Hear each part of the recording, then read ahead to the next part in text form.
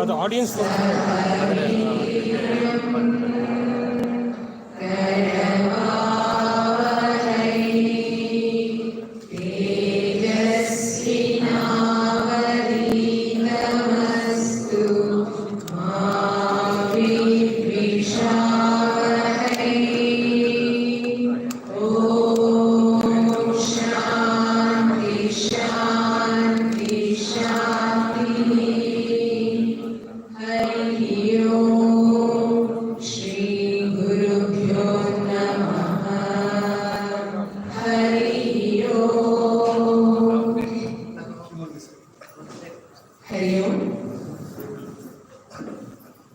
ಹಿಂದಿನ ಶುಕ್ರವಾರ ಇಷ್ಟೊತ್ತಿಗೆ ನಾವೆಲ್ಲರೂ ಮಾತಾಡ್ಕೊತಾ ಇದ್ವಿ.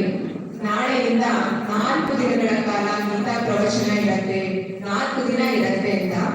ಈಗಾಗಲೇ ಆ 4ನೇ ದಿನ ಬಂದೇ ಬಿಟ್ಟಿದೆ. 3 ದಿನ ಹೇಗೆ ಕಳೀತು ಅಂತಾನೆ ಗೊತ್ತಾಗ್ಲಿಲ್ಲ. ಅಂದ್ರೆ ದಿನ, ವಾರ, ತಿಂಗಳು ಇವ್ಯಾವುದು ಸಹ ನಿಲ್ಲೋದಿಲ್ಲ. ಅವುಗಳ ಪಾಡಿಗೆ ಅವು ಹೋಗ್ತವೇ ಇರ್ತವೆ.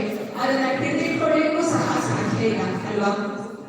ಹಿಡಿದಿಟ್ಕೊಳ್ಳಬಹುದಾದದ್ದು ಏನು ಅಂತಂದ್ರೆ, ಅಂತಹ ಸಮಯದಲ್ಲಿ ಈ ಕಳೀತಾ ಇರುವ ಕಾಲದ ಮಧ್ಯದಲ್ಲಿ ನಮಗೆ ದೊರಕ್ತಾ ಇರುವಂತಹ ಇಂತಹ ಜ್ಞಾನವೆಂಬುವ ಅಮೂಲ್ಯವಾದ ರತ್ನಗಳನ್ನು ನಾವು ಮಾತ್ರ ಸಾಧ್ಯ.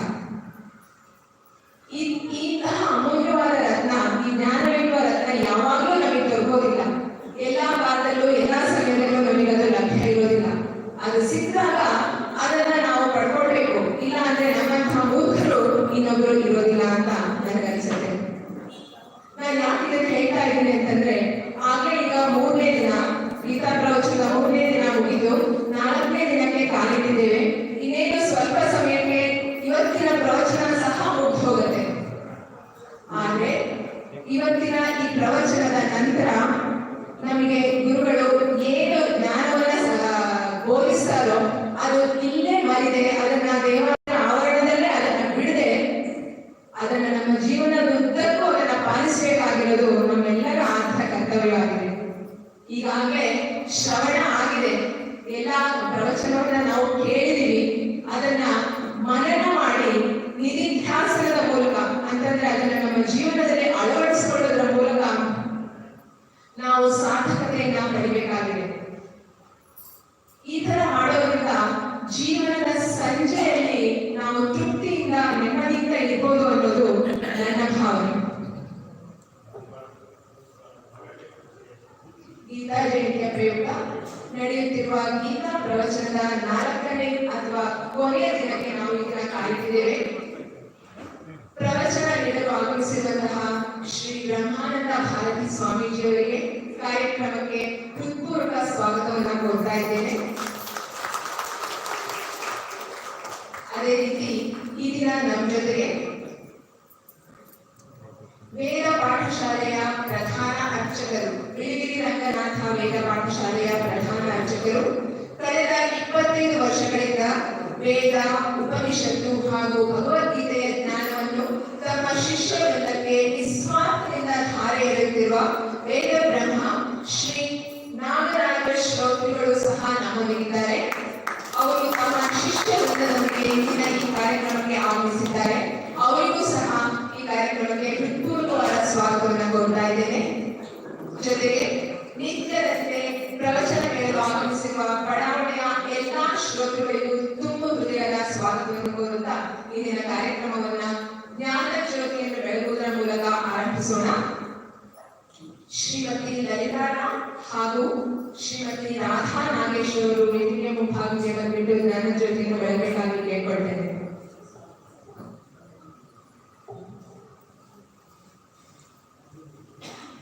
दीपं ज्योति परं ज्योतिः दीपमध्ये जनार्दनः दीपो हरतु मे पापं दीपज्योति नमोऽस्तु ते शुभं करोतु कल्याणम् आरोग्यं ततः द्वेषबुद्धिविनाशाय दीपज्योति नमोऽस्तु ते आत्मज्योतिप्रदीप्ताय ब्रह्मज्योति नमोऽस्तु ते ब्रह्मज्योतिप्रदीप्ताय गुरुज्योति नमोऽस्तु ते। श्री गुरुभ्यो नमः। हरिः ओम्।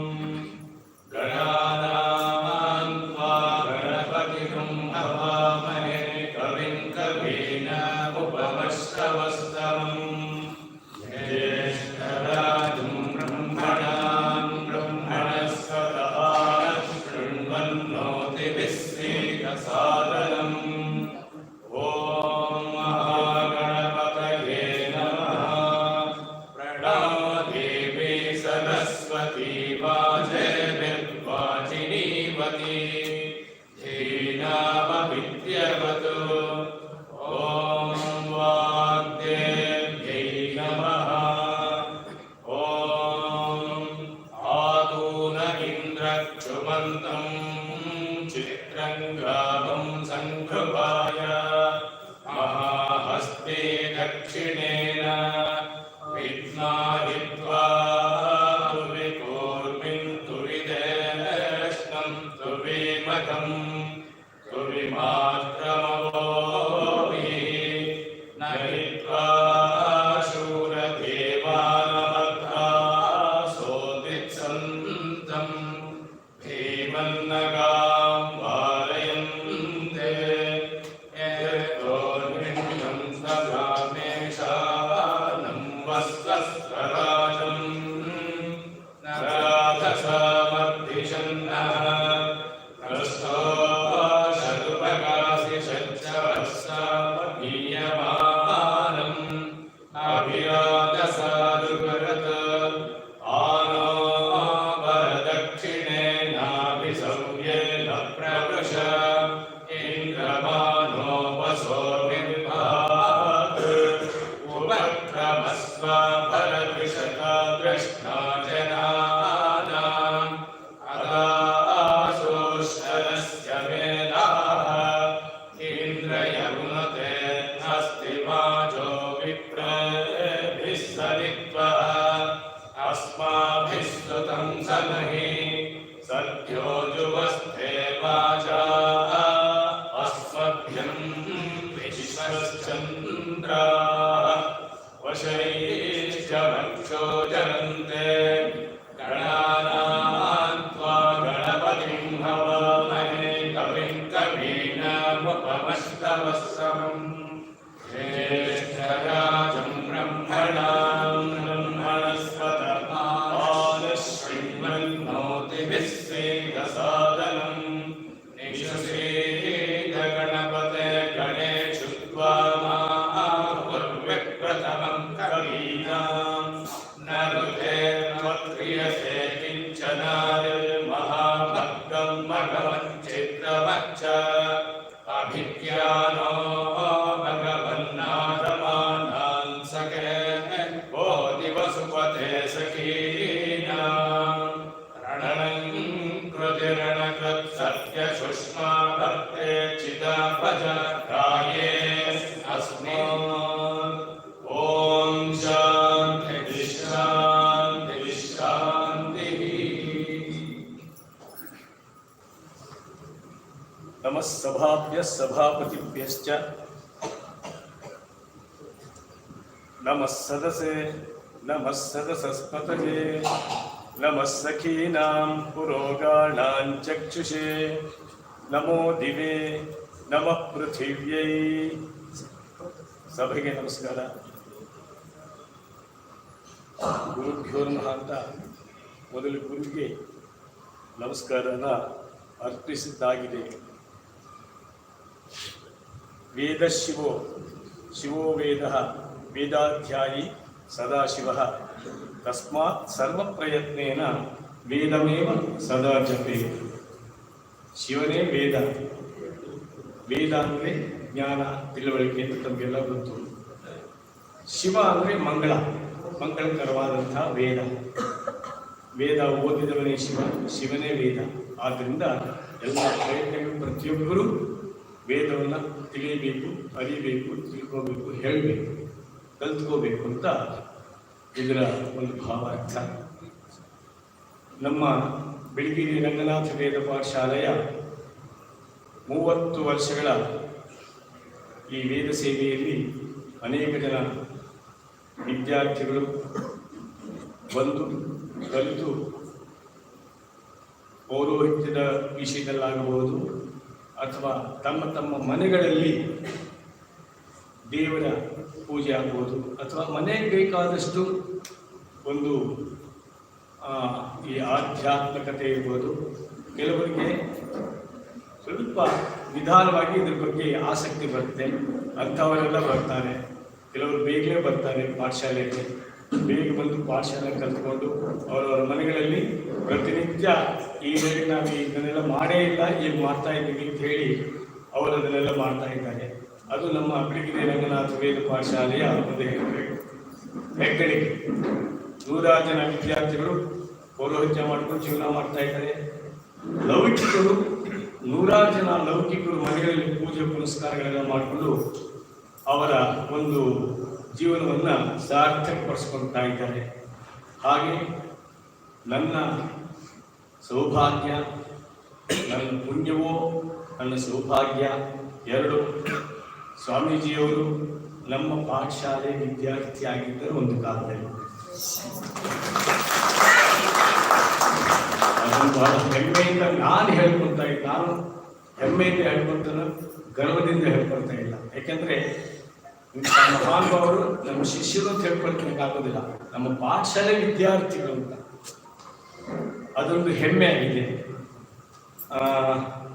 ಸಪ್ತಶತಿ ಪಾಠ ಇರಬಹುದು, ಅದರ ಸಂಬಂಧವಾದಂತಹ ಮಂತ್ರಗಳು, ದೇವಿ ಸೂಕ್ತ, ರಾತ್ರಿ ಸೂಕ್ತ ಇಂಥದ್ದನ್ನೆಲ್ಲ ಬಹಳ ಶ್ರದ್ಧೆಯಿಂದ ಆ ಕಾಲದಲ್ಲಿ ಒಂದು 25-30 ವರ್ಷದ ಕೆಳಗೆ ಬಂದು ನಮ್ಮ ಪಾಠಶಾಲೆಯಲ್ಲಿ ಕಲಿತಿದ್ದಾರೆ. ಇದೊಂದು ಪೂರ್ವ ಪೀಠಿಕೆ ಅಷ್ಟೇ. ನಾನು ಉಪನ್ಯಾಸ ಮಾಡುವನಲ್ಲ, ಭಾಷಣ ಮಾಡೋದಕ್ಕೆ ಬರುವುದಿಲ್ಲ. ಆದರೆ ಸ್ವಾಮೀಜಿ ಆಜ್ಞೆ ಮಾಡಿಬಿಟ್ಟಿದ್ದಾರೆ, ಇಂದು 10 ನಿಮಿಷ 5 ನಿಮಿಷ ಅಂತ. 10 ನಿಮಿಷ 5 ನಿಮಿಷಕ್ಕಿಂತ 2 ನಿಮಿಷ ಸಾಕು ಅನಿಸುತ್ತೆ, ಅಷ್ಟೊಂದು ಭಯ ಆಗ್ತದೆ ಪಕ್ಕದಲ್ಲಿ ಕೂತ್ಕೊಂಡು ಮಾತಾಡೋದಕ್ಕೆ. ಏಕೆಂದರೆ ನಾವು ಪಾಠ ಹೇಳ್ಕೊಟ್ಬಿಡ್ಬೋದು, ಪಾಠ ಬೇಕಾದ್ರೆ ಯಾರು ಕೂಡ ಹೇಳ್ಕೊಟ್ಬಿಡ್ಬೋದು.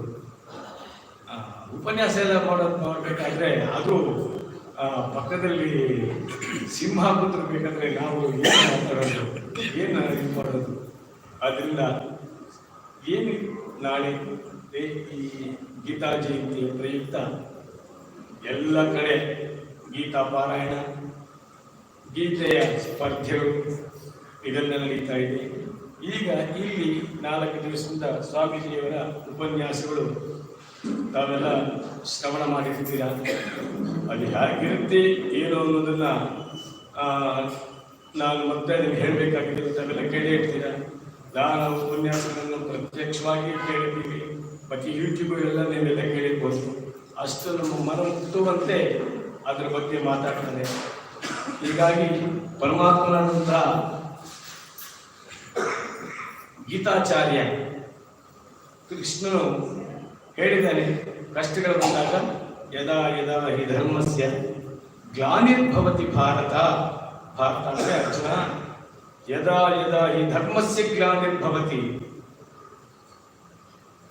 ಯದಾ ಯದಾ ಹಿ ಧರ್ಮಸ್ಯ ಗ್ಲಾನಿರ್ಭವತಿ ಭಾರತ ಅಭ್ಯುತ್ಥಾನಮಧರ್ಮಸ್ಯ ತದಾತ್ಮಾನಂ ಸೃಜಾಮ್ಯಹಂ ಅಂತ ಹೇಳಿದ್ದಾನೆ.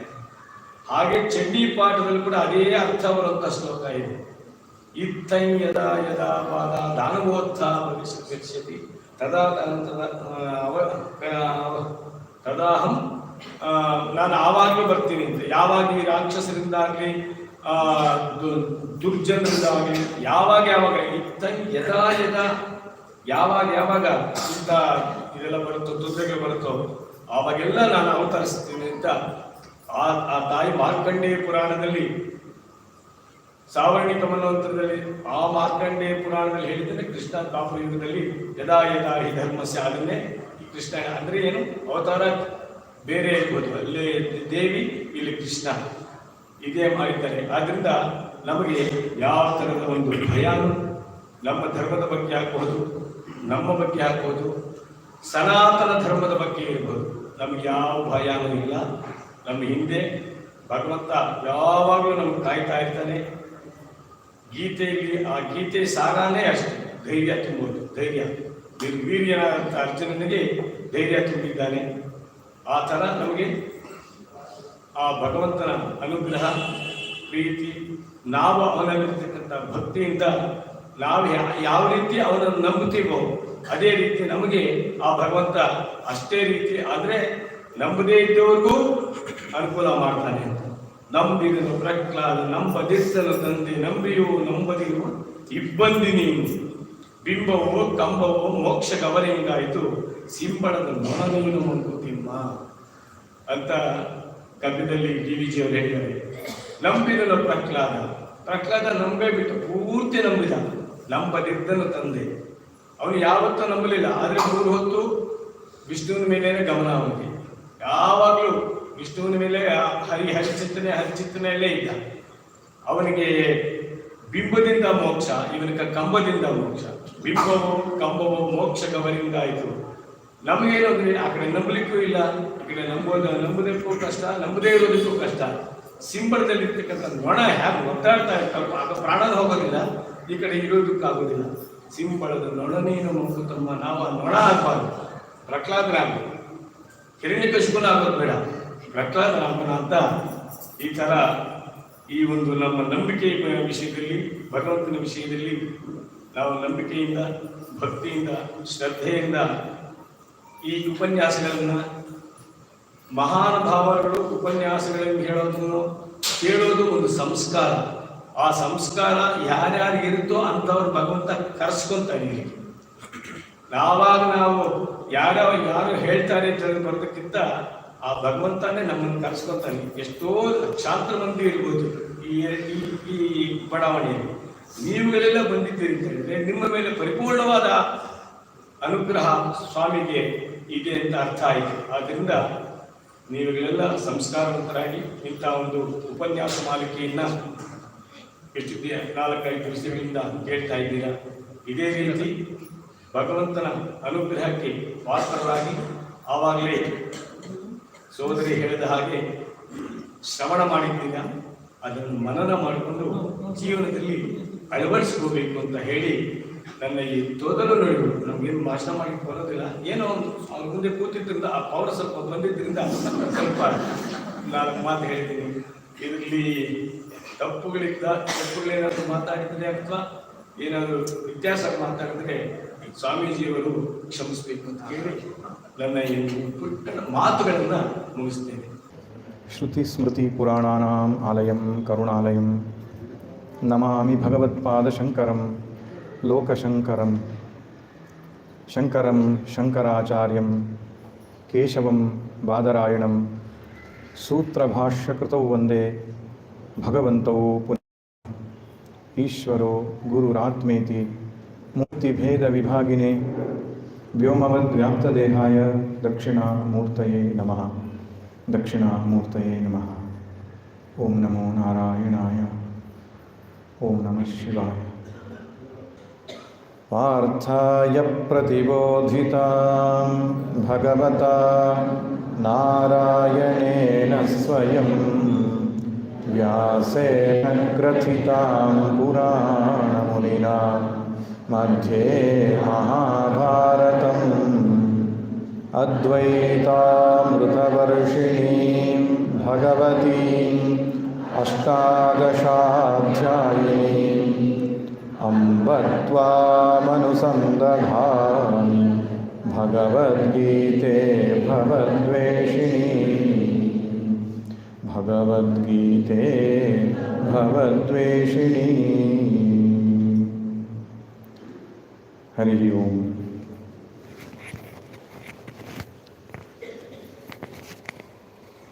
ಇವತ್ತು ಒಂದು ಸುದಿನ. ಬಿಳಿಗಿರಿ ರಂಗನಾಥ ವೇದ ಪಾಠಶಾಲೆಯನ್ನು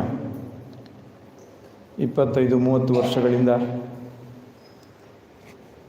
ನಿರಂತರವಾಗಿ ಯಾವ ಶುಲ್ಕ ಇಲ್ಲದೆ ಉಚಿತವಾಗಿ ಹೇಳಿಕೊಡ್ತಕ್ಕಂತಹ, ತಮ್ಮ ವೇದ ಸೇವೆಗೆ ತಮ್ಮನ್ನು ಮುಡಿಪಾಗಿಟ್ಟಂತಹ ಸರಳ ಸಜ್ಜನಿಕೆಯ ವೇದ ಬ್ರಹ್ಮಶ್ರೀ ನಾಗರಾಜ ಶ್ರೌತಿಗಳು ಇವತ್ತು ಬಂದು ನಮಗೆಲ್ಲ ಆಶೀರ್ವಚನದ ಮಾತುಗಳನ್ನು ಅನುಗ್ರಹಿಸಿದ್ದಾರೆ. ಅದೆಲ್ಲ ಒಂದು ಸೌಭಾಗ್ಯವೇ ಸರಿ. ವೇದ ಬ್ರಹ್ಮಶ್ರೀಗಳ ಒಂದು ದರ್ಶನ ಆಯಿತು, ನಮಗೆ ಅವರ ಆಶೀರ್ವಚನ ಸಿಕ್ತು. ಆಗುವುದೆಲ್ಲ ಒಳ್ಳೆಯದಕ್ಕೆ ಅಂತ ಹೇಳಿದ ಹಾಗೆ. ಆದರೆ ಅವರ ಬಗ್ಗೆ ನಾನು ಕೆಲವು ಮಾತುಗಳನ್ನು ಹೇಳಲೇಬೇಕು. ಒಂದು ಕಾಲದಲ್ಲಿ ನಮ್ಮ ವಿದ್ಯಾರ್ಥಿಗಳಾಗಿದ್ದರು ಅಂತ ಅವರು ಅಷ್ಟು ಸಂತೋಷ ಹೆಮ್ಮೆಯಿಂದ ಹೇಳಿದರು. ಅವರಂಥ ಗುರುಗಳನ್ನು ಪಡೆಯೋದಕ್ಕೂ ನಾವು ಪುಣ್ಯಶಾಲಿಗಳಾಗಿದ್ದೆವು. ಯಾಕೆಂದರೆ ಹಮ್ಮು ಬಿಮ್ಮು ಬಿಗುಮಾನ ಯಾವುದೂ ಇಲ್ಲದ ಅತ್ಯಂತ ಸರಳ ವ್ಯಕ್ತಿತ್ವ, ಯಾವ ಪ್ರತಿಫಲಾಪೇಕ್ಷೆ ಇಲ್ಲದೆ ಮನೆಗೆ ಬಂದ ವಿದ್ಯಾರ್ಥಿಗಳನ್ನು ಸ್ನೇಹಿತರಂತೆ ಕಾಣುವವರು. ನಿಮಗೆ ಗೊತ್ತಿದೆ, ವೇದ ಪಾಠಶಾಲೆಗೆ ಬಾಲ್ಯದಿಂದ ಹೋಗಿ ಅಧ್ಯಯನ ಮಾಡುವವರ ಒಂದು ಸ್ವರಗಳ ಹಿಡಿತ ಹೇಗಿರ್ತದೆ, ಇವತ್ತು ಆದಮೇಲೆ ಹೋಗುವವರ ಸಮಸ್ಯೆ ಏನು ಅಂತ ಗೊತ್ತಿದೆ. ಸ್ವರಗಳೆಲ್ಲ ತಪ್ಪೇ ಹೇಳೋದು. ಅದನ್ನು ಸಹಿಸಿಕೊಂಡು ಪಾಠ ಮಾಡೋದಕ್ಕೆ ತುಂಬ ತಾಳ್ಮೆ ಬೇಕು. ಆದರೆ ತಿದ್ದುತ್ತಾ ಇದ್ದರು, ತಾಳ್ಮೆ ಇಟ್ಕೊಂಡು ಪ್ರತಿ ಸಲವೂ ಕೂಡ ಹಾಗಲ್ಲಪ್ಪ ಹೀಗೆ ಹೇಳಬೇಕು ಅನ್ನುವಂತಹ ಅವರ ತಾಳ್ಮೆ, ಆ ಒಂದು ಪ್ರೀತಿ, ಸರಳತೆ, ಅದರ ಜೊತೆಗೆ ಅವರಲ್ಲಿರ್ತಕ್ಕಂತಹ ಸಾಹಿತ್ಯದ ಅಭಿಮಾನ. ನಮ್ಮ ಕನ್ನಡ ಸಾಹಿತ್ಯದಲ್ಲಿ ಏನು ದೊಡ್ಡ ದೊಡ್ಡ ಸಾಹಿತ್ಯಕಾರರು ಯಾರಿದ್ದಾರೆ ಮತ್ತು ದರ್ಶನ ಗ್ರಂಥಗಳಿರ್ಬೋದು, ಆ ಗ್ರಂಥಾಧ್ಯಯನದಲ್ಲಿ ಇರ್ತಕ್ಕಂಥವ್ರಿಗೆ ಆಸಕ್ತಿ.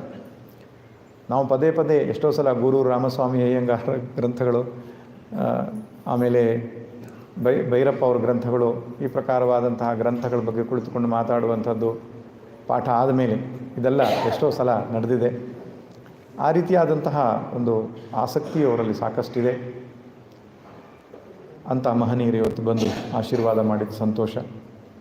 ಇನ್ನೊಂದು, ಈ HSR ಲೇಔಟಿಗೆ ನಾನು ಪ್ರಥಮ ಬಾರಿಗೆ ಬಂದಿದ್ದೇನೆ. ಆದರೆ ಇಲ್ಲಿ ನಡೆದಂಥ ಆಯೋಜನೆ, ನಿರುಪಮ ಹಾಗೂ ಅವರ ತಂಡದವರ ಈ ಆಯೋಜನೆ,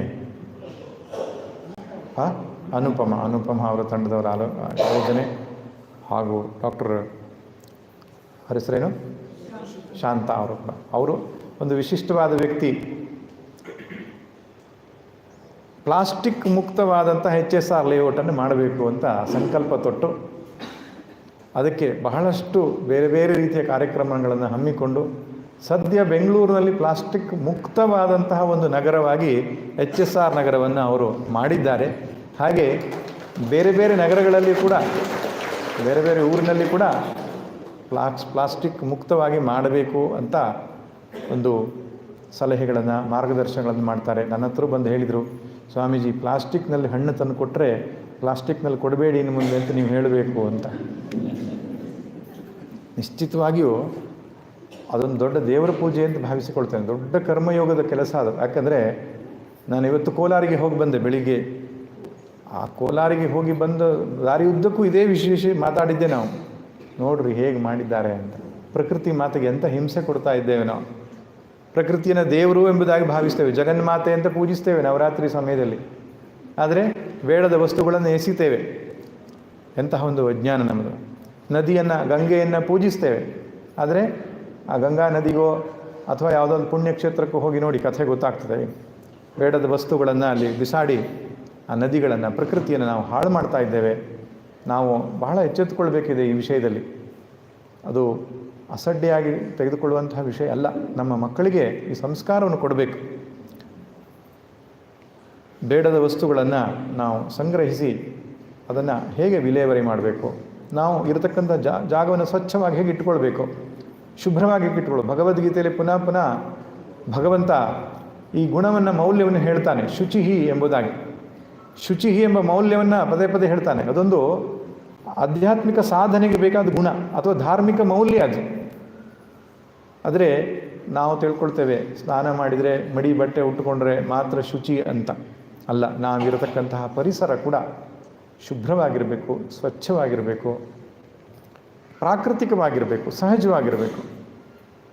ಆದ್ದರಿಂದ ಅದರಲ್ಲಿ ಒಂದು ದೊಡ್ಡ ಕೈಂಕರ್ಯ ಏನಪ್ಪ ಅಂದರೆ ಪ್ಲಾಸ್ಟಿಕ್ಕನ್ನು ಆದಷ್ಟು ಬಳಕೆ ಕಡಿಮೆ ಮಾಡುವಂಥದ್ದು. ನಮಗೆ ಸಾಧ್ಯವಾದಷ್ಟು ಬೇರೆಯವರು ತಪ್ಪು ತಿಳುವಳಿಕೆಯಿಂದ ಮಾಡಿದ್ದಂಥದ್ದನ್ನು ತಿದ್ದುವಂಥದ್ದು, ಸರಿಪಡಿಸುವಂತಹ ಪ್ರಯತ್ನ ಮಾಡುವಂಥದ್ದು. ಈ ಮೂಲಕವಾಗಿ ಪ್ರಕೃತಿ ಮಾತೆಗೊಂದು ಸೇವೆ ಆಗ್ತದೆ. ಅಂತಹ ಕೈಂಕರ್ಯದಲ್ಲಿ ತಮ್ಮನ್ನು ಅವರು ತೊಡಗಿಸಿಕೊಂಡಿದ್ದಾರೆ. ಇನ್ನೊಂದು ರಘು ಅವರು, ನಾನು ವಾಸ್ತವ್ಯ ಮಾಡ್ತಾ ಇರೋದು ಅವರ ಜಾಗದಲ್ಲೇ. ನೀವು ಕೆಲವರು ನೋಡಿರಬಹುದು ಅಥವಾ ಕೆಲವರು ನೋಡದೇ ಇರಬಹುದು. ನೋಡಬೇಕಾದ ಜಾಗ ಅದು. ಸತ್ಸಂಗ ಭವನ ಅಂತ ಇಲ್ಲೇ 7 ಸೆಕ್ಟರಲ್ಲಿ ಮಾಡ್ಕೊಂಡಿದ್ದಾರೆ ಅವರು. ಅವರ ಗುರುಗಳಾದಂತಹ ಪಾರ್ಥಸಾರಥಿಯವರ ಮಾರ್ಗದರ್ಶನದಂತೆ ಪ್ರತಿನಿತ್ಯ ಬೇರೆ ಬೇರೆ ವೇದಾಂತ ತರಗತಿಗಳಲ್ಲಿ ನಡೆಯುತ್ತೆ. ಸಂಸ್ಕೃತ ವೇದಾಂತ ಪಾಠಗಳು ನಿಯಮಿತವಾಗಿ ನಡ್ಕೊಂಡು ಬರ್ತಾ ಇದೆ. ಅದಕ್ಕೋಸ್ಕರವೇ ಒಂದು ದೊಡ್ಡ ಹಾಲನ್ನು, ನಿವೇಶನವನ್ನು ಅದಕ್ಕೆ ವ್ಯವಸ್ಥೆ ಮಾಡಿ, ಅಲ್ಲಿರತಕ್ಕಂತಹ ಸೌಂಡ್ ಸಿಸ್ಟಮ್ ಇರಬಹುದು, ಕುಳಿತುಕೊಳ್ಳುವ ಆಸನದ ವ್ಯವಸ್ಥೆ ಒಮ್ಮೆ ನೋಡ್ಕೊಂಡು ಬರಬೇಕು. ನೀವು ಅಟೆಂಡ್ ಮಾಡೋದು ಆಮೇಲೆ ಒಮ್ಮೆ ನೋಡ್ಕೊಂಡು ಬನ್ನಿ. ಅಂತಹ ಅತ್ಯುತ್ತಮವಾದ ಜಾಗ. ಅವರು ಇಲ್ಲಿ ಕುಳಿತುಕೊಂಡಿದ್ದಾರೆ. ಸ್ವತಃ ಅವರೇ ಗೃಹಸ್ಥಾಶ್ರಮದಲ್ಲಿ ಇಂಜಿನಿಯರ್ ಆಗಿದ್ದು ಹಲವು ವರ್ಷಗಳ ಕಾಲ ಸೇವೆ ಮಾಡಿ ವೇದಾಂತವನ್ನು ಅಧ್ಯಯನ ಮಾಡಿ, ಗುರುಮುಖೇನ ಅಧ್ಯಯನ ಮಾಡಿ, ವೇದಾಂತ ಪಾಠ ಪ್ರವಚನಗಳನ್ನು ಮಾಡಿ ಬೇರೆಯವರಿಗೂ ಆ ಜ್ಞಾನ ಸಿಗಬೇಕಂತ ವ್ಯವಸ್ಥೆ ಮಾಡಿದ್ದಾರೆ. ಅಂತಹ ಒಂದು ಹೃದಯವಂತಿಕೆ. ನನ್ನ ಹತ್ರ ನಾವು ಬೆಳಿಗ್ಗೆ ವಾಕಿಂಗ್ ಹೋಗುವಾಗ ಒಂದು ಮಾತು ಹೇಳ್ತಾಯಿದ್ರು, ಈ ಸನಾತನ ಧರ್ಮ ರಕ್ಷಣೆ ಆಗಬೇಕು ಅಂದರೆ ಸ್ವಾಮೀಜಿ ಈ ಜ್ಞಾನ, ಈ ವೇದಾಂತ ವಿಚಾರ ಚೆನ್ನಾಗಿ ತಿಳಿಸಿಕೊಡುವಂತಹ ಗುರುಗಳು, ಆಚಾರ್ಯರಿರಬೇಕು ಸಮಾಜಕ್ಕೆ. ಆಚಾರ್ಯರನ್ನು ನಾವು ನಿರ್ಮಾಣ ಮಾಡಬೇಕು, ಯುವಕರನ್ನು ಹಿಡಿಬೇಕು. ಇಂತಹ ಆಸಕ್ತಿ ಇರುವ ಯುವಕರನ್ನು ಹಿಡಿದು ಅವರಿಗೆ ಸಮಾಜಕ್ಕೆ ತಿಳಿಸಿಕೊಡುವಂತಹ ಕಲೆಯನ್ನು ಕಲಿಸಿಕೊಡಬೇಕು ಎಂಬುದಾಗಿ ತುಂಬ ಕಳಕಳಿಯನ್ನು ಹೊಂದಿದ್ದಾರೆ. ಅದಕ್ಕೋಸ್ಕರ ಸಾಕಷ್ಟು ಪ್ರಯತ್ನವನ್ನು ಮಾಡಿದ್ದಾರೆ. ಅನೇಕ ಮಠಗಳನ್ನು ಸುತ್ತಿದ್ದಾರೆ. ಆದರೆ ಬಹಳ ಕಷ್ಟ ಅಲ್ವಾ?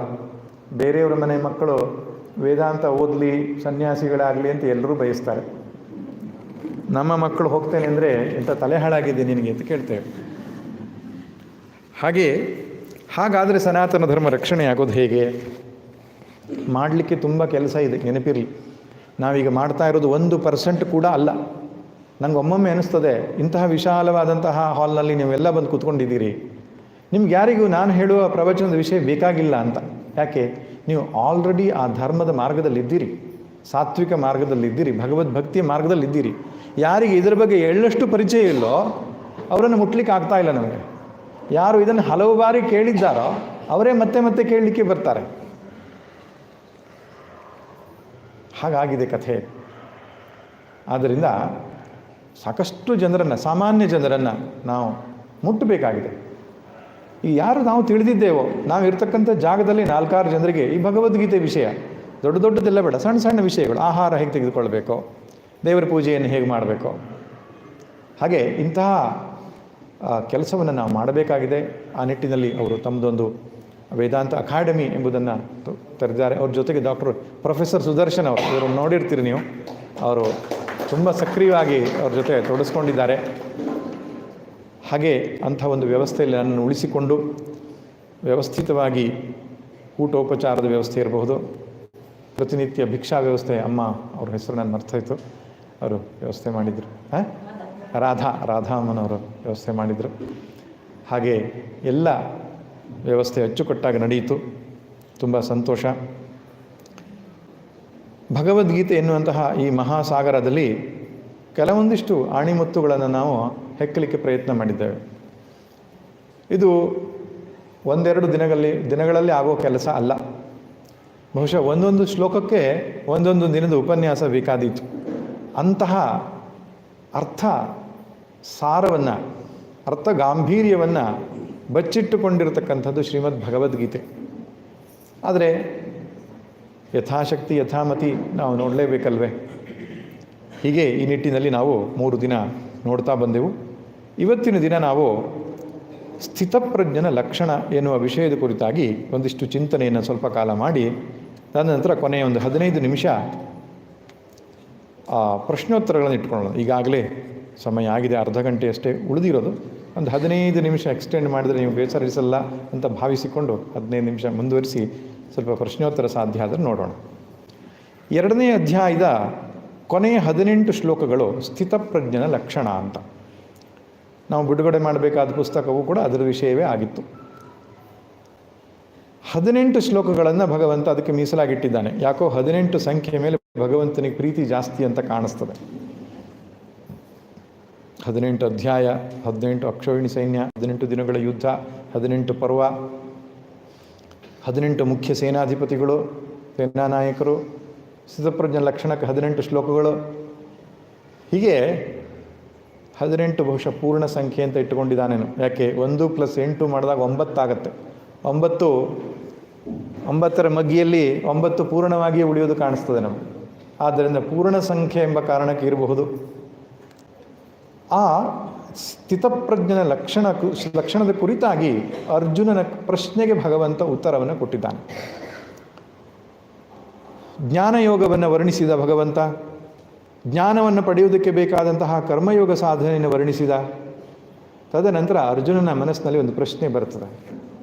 ಇದೆಲ್ಲ ಆದರ್ಶಗಳು ಕೇವಲ ಬೌದ್ಧಿಕವಾದಂತಹ ಚಿಂತನೆಗಷ್ಟೇ ಸೀಮಿತವೇ, ಅಥವಾ ಇದನ್ನು ನಮ್ಮ ನಿತ್ಯ ಜೀವನದಲ್ಲಿ ನಡೆದು ತೋರಿಸಲಿಕ್ಕೆ ಸಾಧ್ಯವೇ? ಯಾಕಂದರೆ ನಮ್ಮ ಬುದ್ಧಿಗೆ ಎಟಕದ, ನಮ್ಮ ಜೀವನಕ್ಕೆ ಅಳವಡಿಸಿಕೊಳ್ಳಲೇ ಆಗದೇ ಇರತಕ್ಕಂತಹ ವಿಚಾರಧಾರೆಗಳನ್ನು ಇಟ್ಟುಕೊಂಡು ಏನು ಪ್ರಯೋಜನ?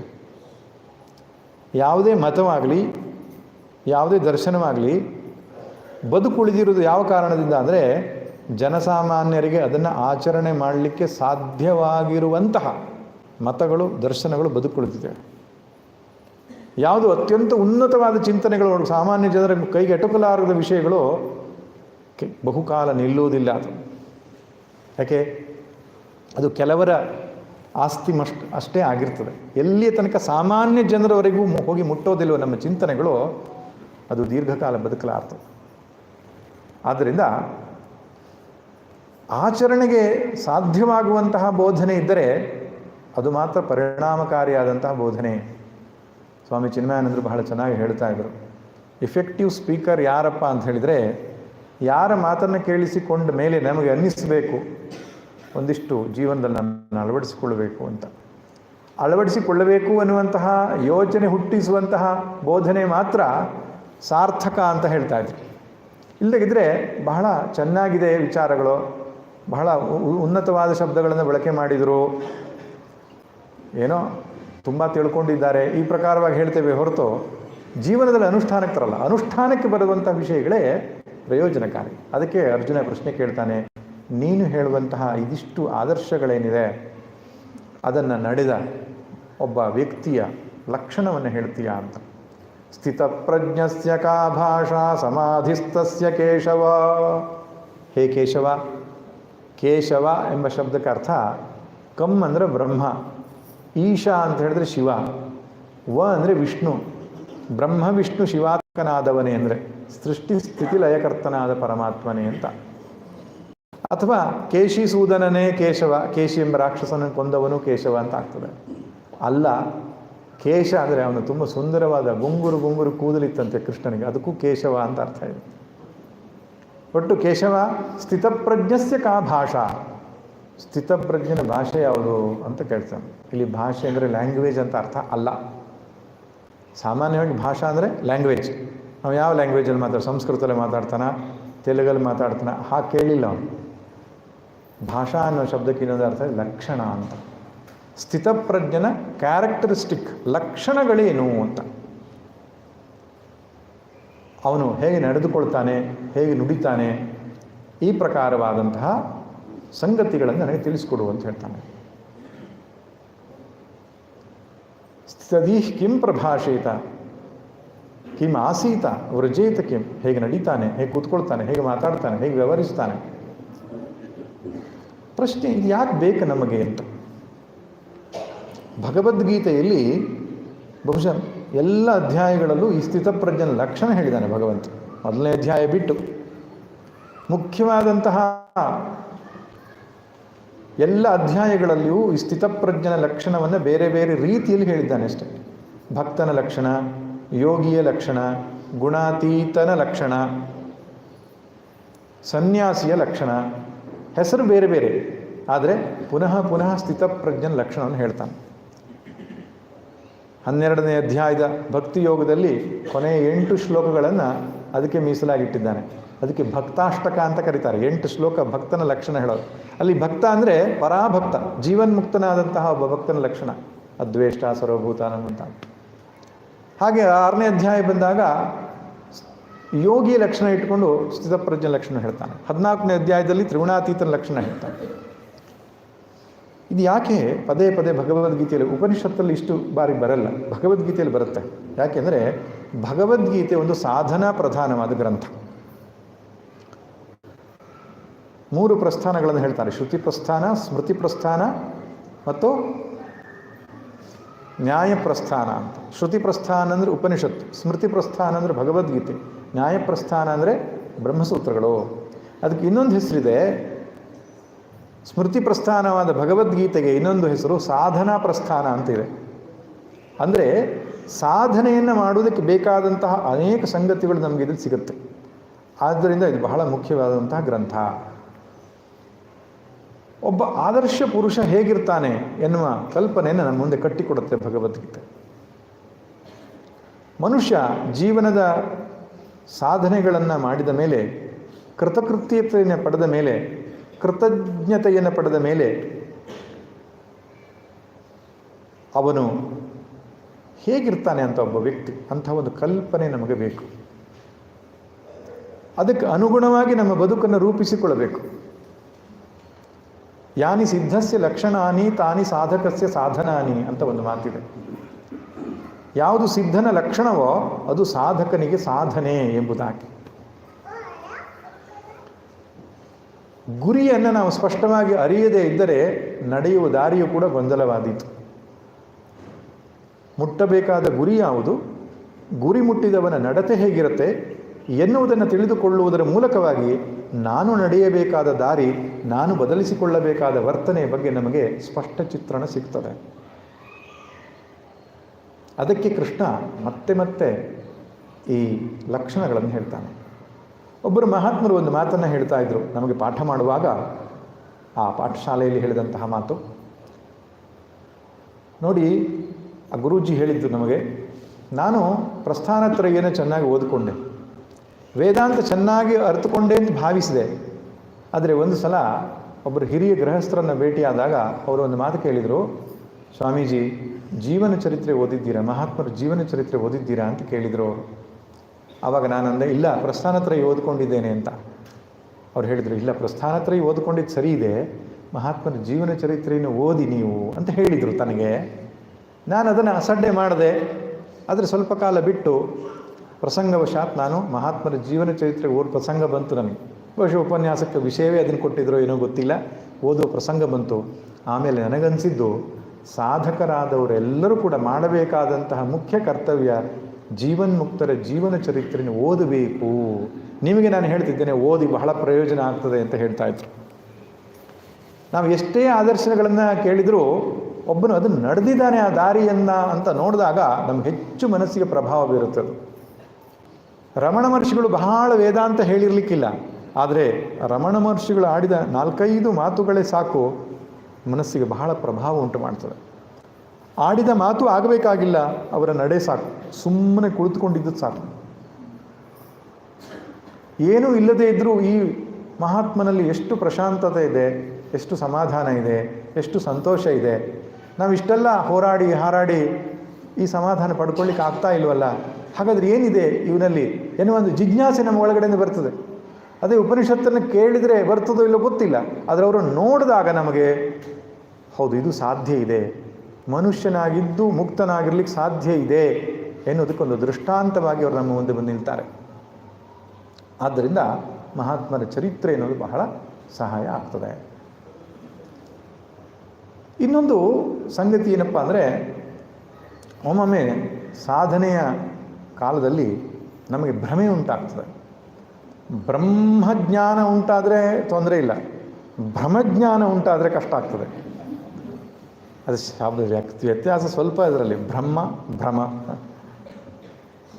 ಏನು ಭ್ರಮ ಅಂದರೆ, ಒಂದಿಷ್ಟು ಧ್ಯಾನ ಮಾಡಿದ ಮೇಲೆ, ಒಂದಿಷ್ಟು ಅಧ್ಯಯನ ಮಾಡಿದ ಮೇಲೆ ನಾನು ಜೀವನ್ಮುಕ್ತನಾಗಿಬಿಟ್ಟೆ, ನಾನು ಸಂಸಾರ ಸಾಗರವನ್ನು ದಾಟಿಬಿಟ್ಟೆ ಅಂತ ನಾವೇ ಸೀಲ್ ಹಾಕ್ಕೊಳ್ತೇವೆ, ನಾವೇ ಸರ್ಟಿಫಿಕೇಟ್ ಕೊಟ್ಕೋತೇವೆ.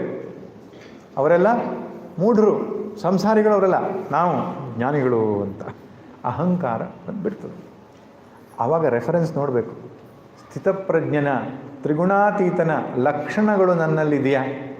ಈ ಲಕ್ಷಣಗಳು ನನ್ನಲ್ಲಿದ್ದರೆ ಜೀವನ್ಮುಕ್ತ ಹೌದು. ಏನು ಮೊದಲನೇ ಲಕ್ಷಣ? ಸರ್ವಾತ್ಮ ಭಾವ ಬಂದಿದೆಯಾ ನನಗೆ? ಎಲ್ಲರನ್ನೂ ಕೂಡ ನಾನೇ ಎಂಬುದಾಗಿ ನೋಡಲಿಕ್ಕೆ ಕಲ್ತಿದ್ದೇನಾ? ಮಮ ಆತ್ಮ ಸರ್ವಭೂತಾತ್ಮ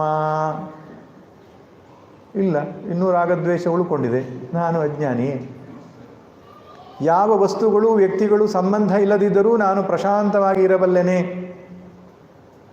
ಇಲ್ಲ, ನನಗೊಂದು 5-10 ನಿಮಿಷ ಆದಮೇಲೆ ಮೊಬೈಲ್ ಬೇಕಾಗ್ತದೆ, ಅಜ್ಞಾನಿ ಅಂತ ಸಿದ್ಧ ಆಯಿತು. ಸುಖವಾಗಿರೋದಕ್ಕೆ ವ್ಯಕ್ತಿ ವಸ್ತುಗಳ ಅವಲಂಬನೆ ಇಲ್ಲದಿದ್ದರೆ ಅವ ಜ್ಞಾನಿ ಸುಖವಾಗಿರ್ತಾನೆ, ಲಕ್ಷಣಗಳನ್ನು ಕೊಡ್ತಾನೆ. ಇದರಲ್ಲೇ ಬರುತ್ತೆ ಸ್ಥಿತಪ್ರಜ್ಞ ಲಕ್ಷಣದಲ್ಲಿ. ಇಲ್ಲ, ನನ್ನ ಸುಖಕ್ಕೆ ಅವಲಂಬನೆ ಇದೆ. ಅವನು ನಿರ್ಭೀತನಾಗಿರ್ತಾನೆ. ಮೃತ್ಯುವೇ ತನ್ನ ಎದುರಿಗೆ ಬಂದರೂ ಜ್ಞಾನಿ ಭಯಪಡುವುದಿಲ್ಲ. ನಮಗೆ ತುಂಬ ಭಯ ಇದೆ ಇನ್ನು. ಹೀಗೆ ಈ ಲಕ್ಷಣಗಳನ್ನೆಲ್ಲ ಹೋಲಿಸಿಕೊಂಡಾಗ ಗೊತ್ತಾಗ್ತದೆ ನಾನು ನಡೆಯಬೇಕಾದ ದಾರಿ ತುಂಬ ಇದೆ ಅಂತ. ನಮ್ಮ ಭ್ರಮೆ ನಿವೃತ್ತಿ ಆಗ್ತದೆ ಜ್ಞಾನಿಗಳನ್ನು ನಾವು ನೋಡೋದ್ರಿಂದ. ಇನ್ನೊಂದು ಭ್ರಮೆಯೂ ಇದೆ ಈ ಸಾಧನಾ ಪಥದಲ್ಲಿ. ಏನು? ಒಬ್ಬ ಜೀವನ್ಮುಕ್ತ ಅಂದ ತಕ್ಷಣ ನಮ್ಮ ತಲೆಯಲ್ಲಿ ಬರೋದು ಏನು ಹೇಳಿ? ಪವಾಡ ಪುರುಷ ಅಂತ. ಜ್ಞಾನಿ, ಸಂತ, ಜೀವನ್ಮುಕ್ತ ಅಂದ ತಕ್ಷಣ ಸ್ವಾಮಿಗಳೇ ನಮಸ್ಕಾರ. ಹಾಂ ನಮಸ್ಕಾರ. ಹಾಂ, ನಮ್ಮದೊಂದು ಸಮಸ್ಯೆ ಇತ್ತು. ಏನು ಸಮಸ್ಯೆ? ಮಗನ ಮದುವೆ ಆಗ್ತಾಯಿಲ್ಲ, ಆಶೀರ್ವಾದ ಮಾಡು. ವಿಭೂತಿಯನ್ನು ಮಂತ್ರಿಸಿ ಕೊಡ್ತಾರೋ, ಕುಂಕುಮವನ್ನು ಮಂತ್ರಿಸಿ ಕೊಡ್ತಾರೋ, ಅಥವಾ ಜಾತಕ ನೋಡಿ ಪರಿಹಾರ ಹೇಳ್ತಾರೋ, ಒಟ್ಟು ಸ್ವಾಮಿಗಳ ಹತ್ರ ಹೋದರೆ ಪರಿಹಾರ ಸಿಗ್ತದೆ ಅಲ್ಲ. ಆ ಶ್ರದ್ಧೆ, ಅವರ ಆಶೀರ್ವಾದದಿಂದ ಒಳ್ಳೆಯದಾಗ್ತದೆ ಅನ್ನೋ ಶ್ರದ್ಧೆ ತಪ್ಪು ಅಂತ ನನಗೆ. ಶ್ರದ್ಧೆ ಒಳ್ಳೆಯದೇ, ಆದರೆ ಈ ಸಂತರು ಅಂದ ತಕ್ಷಣ ಪವಾಡ ಪುರುಷರು ಅನ್ನೋ ಭ್ರಮೆ ಬಂದುಬಿಟ್ಟಿದೆ ಎಷ್ಟೋ ಜನರಿಗೆ. ಅದು ಉತ್ತರ ಭಾರತದಲ್ಲಿ ನೀವು ಹೋದ್ರಂತೂ ಸಂತರಾಗಿರಬೇಕು ಅಂದರೆ ಅವ್ರು ಏನೋ ಪವಾಡ ಮಾಡಲೇಬೇಕು ಅಂತ. ಸಂತರ ಚರಿತ್ರೆ ಹೇಳಿದ್ರೆ ಪವಾಡವೇ ಹೇಳೋದವರು ಅಂತ. ಭಗವದ್ಗೀತೆಯ ಯಾವ ಶ್ಲೋಕದಲ್ಲಿಯೂ ಕೂಡ ಈ ಪವಾಡದ ವಿಷಯ ಕೃಷ್ಣ ಹೇಳಲ್ಲ. ಹಾಗಾದ್ರೆ ಪವಾಡ ಮಾಡಲ್ವಾ ಅಂದರೆ ಇಲ್ಲ, ಅದು ಆಗಬಹುದು, ಆಗದೇನೂ ಇರಬಹುದು. ಅವನಿಂದ ಸಿದ್ಧಿಗಳು ಪವಾಡಗಳು ಘಟಿಸುವುದಿಲ್ಲ ಎನ್ನುವ ಕಾರಣಕ್ಕೆ ಅವನು ಜ್ಞಾನಿ ಅಲ್ಲ ಅಂತಲ್ಲ, ಅಥವಾ ಸಿದ್ಧಿ ಪವಾಡಗಳು ಇದೆ ಎನ್ನುವ ಕಾರಣಕ್ಕೆ ಜ್ಞಾನಿ ಅಂತನೂ ಅಲ್ಲ. ವಿದ್ಯಾರಣ್ಯ ಸ್ವಾಮಿಗಳು ಪಂಚದಶಿಯಲ್ಲಿ ಬಹಳ ಚೆನ್ನಾಗಿ ಹೇಳ್ತಾರೆ. ಜ್ಞಾನಕ್ಕಿಂತ ಪೂರ್ವದಲ್ಲಿ ಯಾವಾತನು ಸಾಕಷ್ಟು ತಪಸ್ಸನ್ನು ಮಾಡಿಕೊಂಡಿದ್ದಾನೋ, ಆ ತಪಸ್ಸಿನಿಂದಾಗಿ ಅವನ ಸಿದ್ಧಿಗಳು ಬಂದಿದೆಯೋ, ಜ್ಞಾನೋತ್ತರ ಕಾಲದಲ್ಲಿಯೂ ಕೂಡ ಅದು ಉಂಟಾಗಬಹುದು. ಅದು ಸಹಜವಾಗಿ ಅವನಿಂದ ಪ್ರಕಟ ಆಗಬಹುದು. ಆದರೆ ಸಿದ್ಧಿಗಾಗಿ ಅವನ ವಿಶೇಷ ಪ್ರಯತ್ನವನ್ನು ಮಾಡುವುದಿಲ್ಲ ಜ್ಞಾನಿ. ಯಾಕಂದರೆ ಸಿದ್ಧಿಗಳನ್ನು ಅಂತರಾಯ ಅಂತ ಕರೆದಿದ್ದಾರೆ, ವಿಘ್ನಗಳು ಅಂತ ಕರೆದಿದ್ದಾರೆ. ಇನ್ನೊಂದೇನಪ್ಪ ಅಂದರೆ, ಅಂತಃಕರಣ ಶುದ್ಧಿಯಾಗಿ ಅವನು ಇಚ್ಛಿಸದಿದ್ದರೂ ಸಿದ್ಧಿ ಪ್ರಕಟ ಆಗಬಹುದು ಅವನಲ್ಲಿ, ಆಗದೇನೂ ಇರಬಹುದು. ಆದ್ದರಿಂದ ಸಿದ್ಧಿ ಜೀವನ್ಮುಕ್ತಿಗೆ ಏನು ಮೆಜರ್ಮೆಂಟ್ ಅಲ್ಲ, ಅಳತೆಗೋಲಲ್ಲ. ಯಾವುದು ಅಳತೆಗೋಲು? ಕೃಷ್ಣ ಹೇಳ್ತಾನೆ ನೋಡಿ, ಪ್ರಜಹಾತಿ ಯದಾ ಕಾಮಾನ್ ಸರ್ವಾನ್ ಪಾರ್ಥ ಮನೋಗತಾನ್ ಆತ್ಮನ್ಯೇವಾತ್ಮನಾ ತುಷ್ಟಃ ಸ್ಥಿತಪ್ರಜ್ಞಸ್ತದೋಚ್ಯತೆ. ಪ್ರಜ್ಞಾ ಅನ್ನೋದು ಪ್ರಜ್ಞಾ ತ್ರೈಕಾಲಿಕಿ ಮತ ಅಂತ. ಬುದ್ಧಿಗೂ ಪ್ರಜ್ಞೆಗೂ ವ್ಯತ್ಯಾಸ ಇದೆ.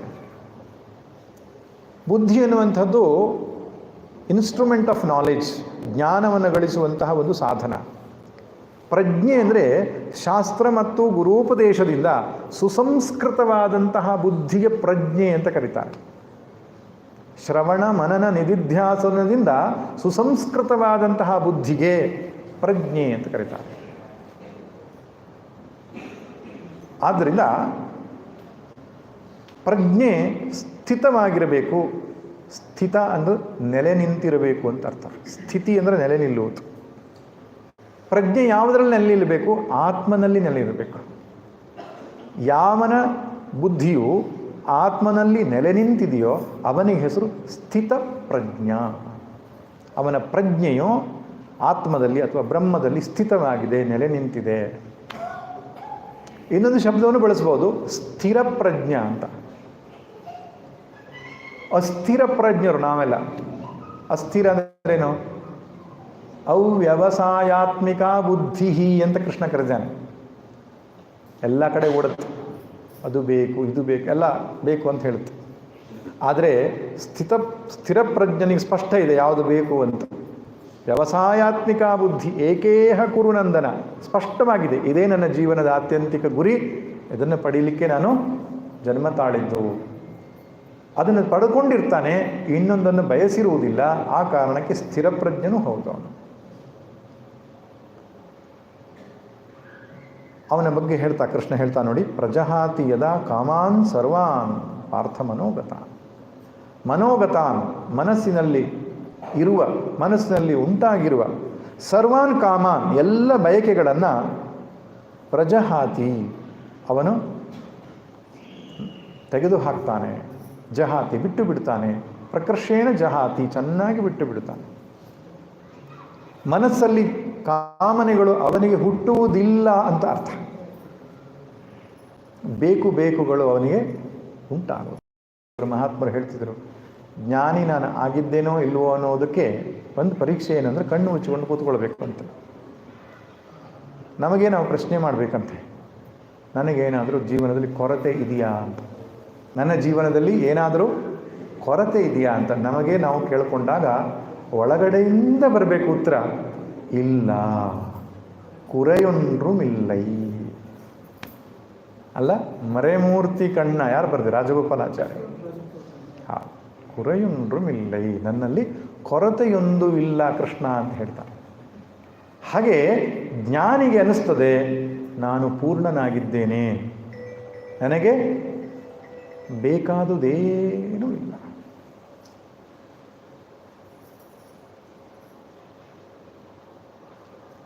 ಇದು ಜ್ಞಾನಿಯ ಲಕ್ಷಣ. ಅಜ್ಞಾನಿಯ ಲಕ್ಷಣ ಏನು ಗೊತ್ತಿದೆ, ಹೇಳುವ ಅವಶ್ಯಕತೆ ಇಲ್ಲ.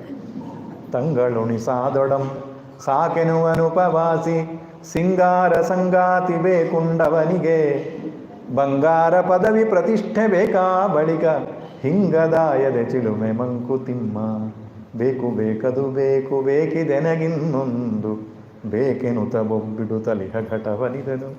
ಇದು ನಮ್ಮೆಲ್ಲರ ಕತೆ, DVG ಬರೆಯೋದು. ಹಾಗಾದರೆ ಪ್ರಶ್ನೆ ಬರೋದು, ಅವನಿಗೆ ಬೇಕುಗಳು ಯಾಕಿಲ್ಲ ಸ್ವಾಮಿ ಜ್ಞಾನಿಗೆ? ಆತ್ಮನ್ಯೇವಾತ್ಮನ ತುಷ್ಟಃ, ಆತ್ಮನಿ ಏವ ಆತ್ಮನ ತುಷ್ಟಃ. ಇಲ್ಲಿ 2 ಸಲ ಆತ್ಮ ಅನ್ನೋ ಶಬ್ದ ಬಂದಿದೆ. ಮೊದಲನೇದು ಆತ್ಮನಿ ಎಂಬ ಶಬ್ದಕ್ಕೆ ಪ್ರತ್ಯಗಾತ್ಮನಿ. ಪ್ರತ್ಯಗಾತ್ಮ ಅಂದರೆ ಪರಬ್ರಹ್ಮ. ಆ ಪರಬ್ರಹ್ಮವಾದಂತಹ ಪ್ರತ್ಯಗಾತ್ಮನಲ್ಲಿ ಆತ್ಮನ ಎನ್ನುವ ಶಬ್ದಕ್ಕೆ ಅರ್ಥ ಮನಸ್ಸು ಬುದ್ಧಿ ಅಂತ ಅರ್ಥ. ಯಾವನ ಮನಸ್ಸು ಬುದ್ಧಿಯು ಆ ಪ್ರತ್ಯಗಾತ್ಮನಲ್ಲಿ ತೃಪ್ತಿಯನ್ನು ಪಡೆದಿದೆಯೋ, ತನ್ನೊಳಗೆ ತಾನು ತೃಪ್ತಿಯನ್ನು ಪಡೆದುಕೊಂಡಿದ್ದಾನೋ, ಅದಕ್ಕೆ ಹೊರಗಡೆಯ ಸುಖದ ಬಗ್ಗೆ ಅಪೇಕ್ಷೆ ಇಲ್ಲ. ಬಹಳ ಮುಖ್ಯವಾದ ಮಾತಿದು. ನಾವು ಯಾಕೆ ಹೊರಗಡೆಯ ವಸ್ತುಗಳನ್ನು ವ್ಯಕ್ತಿಗಳನ್ನು ಬಯಸ್ತೇವೆ ಅಂದರೆ, ಒಳಗಡೆಗೆ ನಮಗೆ ಕೊರತೆ ಇದೆ. ಒಳಗಡೆಯ ಕೊರತೆ ಎನ್ನುವಂಥದ್ದು ಹೊರಗಡೆಯ ವಸ್ತುಗಳಿಂದ ಪೂರ್ಣ ಮಾಡಿಕೊಳ್ಳಿಕ್ಕೆ ನಾವು ಬಯಸ್ತಾ ಇದ್ದೇವೆ. ಯಾವಾತನಿಗೆ ಒಳಗಡೆಗೆ ಪೂರ್ಣತೆಯ ಭಾವ ಇರ್ತದೋ ಹೊರಗಡೆಯ ಹುಡುಕಾಟ ಅವನಿಗೆ ಇರುವುದಿಲ್ಲ.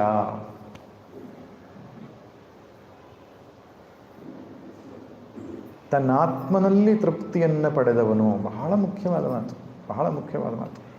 ಆತ್ಮರತಿ, ಆತ್ಮಕ್ರೀಡ, ಆತ್ಮಮಿಥುನ, ಆತ್ಮಾನಂದ, ಈ ಶಬ್ದಗಳು ಮತ್ತೆ ಮತ್ತೆ ಉಪನಿಷತ್ತಲ್ಲಿ ಬರ್ತದೆ. 2 ರೀತಿಯ ಸುಖಗಳಿವೆ. ಒಂದು ಸ್ವತಂತ್ರ ಸುಖ, ಇನ್ನೊಂದು ಪರತಂತ್ರ ಸುಖ. ಒಂದು ಬಿಂಬ ಆನಂದ, ಇನ್ನೊಂದು ಪ್ರತಿಬಿಂಬ ಆನಂದ. ನಮಗೆಲ್ರಿಗೂ ಈ ಪ್ರತಿಬಿಂಬ ಆನಂದ ಅನ್ನುವಂಥದ್ದು ಪರಿಚಯ ಇದೆ. ಇಂದ್ರಿಯ ಮತ್ತು ವಿಷಯದ ಸಂಯೋಗದಿಂದ ಜನ್ಯವಾಗಿರತಕ್ಕಂಥ ಸುಖ ಏನಿದೆ, ಅದು ವಿಷಯಜನ್ಯ ಸುಖಗಳು, ಅದರ ಪರಿಚಯ ಇದೆ. ಸಿಹಿಯಾದ ಪದಾರ್ಥವನ್ನು ತಿಂದಾಗ, ಸುಂದರವಾದಂತಹ ವಸ್ತುವನ್ನು ನೋಡಿದಾಗ, ಸಂಗೀತವನ್ನು ಇಷ್ಟವಾದನ್ನು ಕೇಳಿದಾಗ, ಸ್ಪರ್ಶಿಸಿದಾಗ, ಮುಟ್ಟಿದಾಗ, ಮೂಸಿದಾಗ, ವಿಷಯೇಂದ್ರಿಯ ಸಂಯೋಗದಿಂದ ಜನ್ಯವಾಗಿರತಕ್ಕಂಥ ಸುಖ ಏನಿದೆ, ಮಾತ್ರ ಸ್ಪರ್ಶ ಅಸ್ತು ಕೌಂತೆಯ ಶೀತೋಷ್ಣ ಸುಖ ದುಃಖದ ಗೊತ್ತಿದೆ, ನಮ್ಗೆ ಪರಿಚಯ ಇದೆ. ಆದರೆ ಶಾಸ್ತ್ರ ನಮಗೆ ಹೇಳುತ್ತೆ ಇನ್ನೊಂದಿದೆ ಸುಖ, ಏನು? ವಿಷಯೇಂದ್ರಿಯ ಸಂಯೋಗ ಇಲ್ಲದೇ ಇರೋದು. ಅದಕ್ಕೋಸ್ಕರ ನೀವೇನು ಮಾಡಬೇಕಾಗಿಲ್ಲ ಅಂತ. ಇದು ಯಾರಿಗೂ ಪರಿಚಯ ಇಲ್ಲದೆ ಇರೋ ಟಾಪಿಕ್. ಯಾವುದು? ಸುಖಕ್ಕೋಸ್ಕರ ಏನೇನು ಮಾಡಬೇಕಾಗಿಲ್ಲ, ಸುಮ್ಮನಿದ್ರೆ ಸಾಕು ಅಂತ.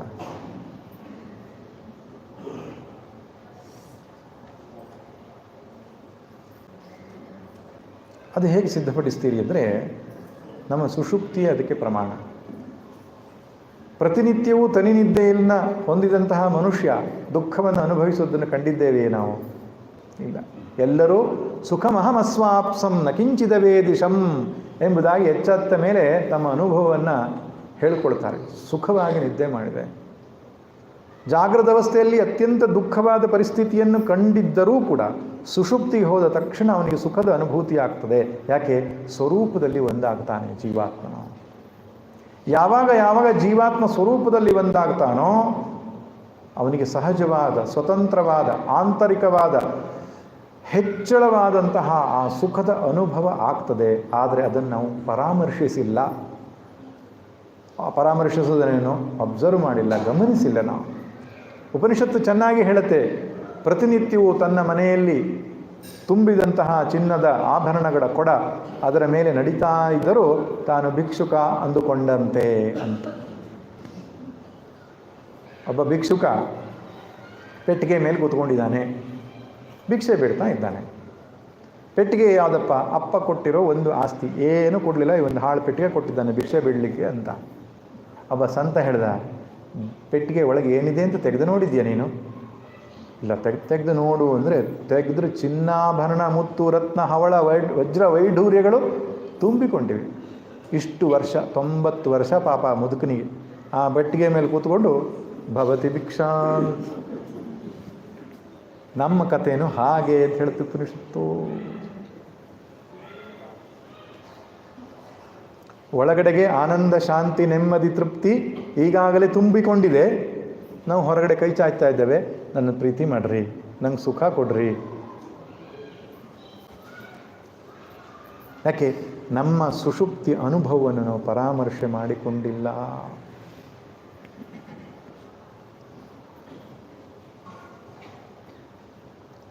ಸುಖ ಅಂದರೆ ಏನು ಅರ್ಥ? ಆ ಶಬ್ದ ಎಷ್ಟು ಚಂದ ಇದೆ ನೋಡಿ.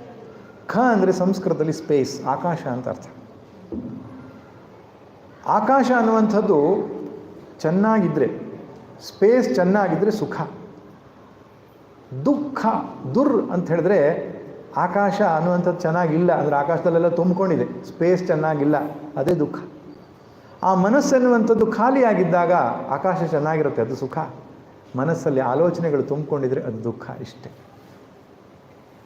More thought disturbance is unhappiness, more quietude of mind is happiness.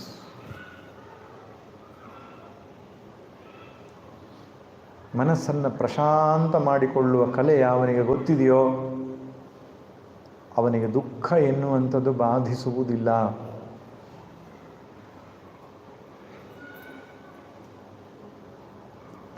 ಒಬ್ಬ ಸಂತ ಒಂದು ಹಳ್ಳಿಯಲ್ಲಿ ವಾಸಿಸಿದ್ದ. ಒಂದು ಹಾಳು ಬಿದ್ದ ದೇವಸ್ಥಾನದಲ್ಲಿ ಅವನ ವಾಸ. ದಿನಕ್ಕೆ ಒಂದು ಬಾರಿ ಭಿಕ್ಷೆ ಬೇಡುವುದು. ಮಧ್ಯಾಹ್ನದ ಹೊತ್ತು ಮನೆ ಮುಂದೆ ನಿಂತುಕೊಂಡು ಒಂದು 8 ಮನೆಯಲ್ಲಿ ಭಿಕ್ಷೆ ಬಿಡ್ತಿದ್ದ. ಒಂದೊಂದು ತುತ್ತು ಅಷ್ಟೆ. ಒಂದು ದಿವಸ ಆ ಊರಿನಲ್ಲಿ ಒಂದು ಅಶರೀರವಾಣಿ ಆಯಿತು. ಏನಂತ? ಇವತ್ತು ರಾತ್ರಿ ಈ ಊರಿನಲ್ಲಿದ್ದ ಆ ಶಿವನ ದೇವಸ್ಥಾನದ ಒಳಗೆ ನಿಮ್ಮೆಲ್ಲ ಬಯಕೆಗಳನ್ನು ಒಂದು ಕಾಗದದಲ್ಲಿ ಬರೆದು ಹಾಕಿದರೆ ಬೆಳಿಗ್ಗೆ ಆಗುವುದರೊಳಗೆ ನಿಮ್ಮ ಬಯಕೆಗಳೆಲ್ಲ ಈಡೇರ್ತವೆ ಅಂತ ಬರೆದಿತ್ತು. ಆಕಾಶವಾಣಿ ಆಯಿತು. ಆಕಾಶವಾಣಿ ಅಂದರೆ ಅಲ್ಲ, ಅಶರೀರವಾಣಿ. ಆಕಾಶವಾಣಿ ಅಂದರೂ ಒಂದೇ, ಅಶರೀರವಾಣಿ ಅಂದರೂ ಒಂದೇ. ಆದರೆ ಆಕಾಶವಾಣಿ ಅಂದ ತಕ್ಷಣ ನಮಗೆ ಬೇರೆ ಯೋಚನೆ ಬರೋದ್ರಿಂದ ಅಶರೀರವಾಣಿ. 2 ಸಲ 3 ಸಲ ಅಶರೀರವಾಣಿ ಆದಾಗ ಜನ ನಂಬಿದರು. ಗಂಡ ಹೆಂಡತಿ ಇಬ್ಬರು ಕೂತ್ಕೊಂಡು ಬರೆದ್ರು ಚೀಟಿನ, ಏನೇನು ಬೇಕು ಅಂತ ಲಿಸ್ಟ್ ಮಾಡಿ ತೆಗೆದುಕೊಂಡು ಹೋಗಿ ಆ ಗರ್ಭಗುಡಿಯೊಳಗೆ ಹಾಕಿದರು. ರಾತ್ರಿ ಜೋರಾಗಿ ಮಳೆ ಬಂತು, ಎಲ್ಲರಿಗೂ ಗಾಢವಾದ ನಿದ್ದೆ. ಬೆಳಿಗ್ಗೆ ಎದ್ದು ನೋಡಿದರೆ ಮನೆ ಹೊರಗಡೆಗೆಲ್ಲ ಚೀಟಿಯಲ್ಲಿ ಬರೆದ ವಸ್ತುಗಳು ಬಂದಿದ್ದವು. ಖುಷಿಯೋ ಖುಷಿ. ಯಾಕೆ? ಏನೂ ಎಫರ್ಟ್ ಇಲ್ಲದೆ, ಏನೂ ಪ್ರಯತ್ನ ಇಲ್ಲದೆ ಎಲ್ಲ ಈಡೇರಿತು.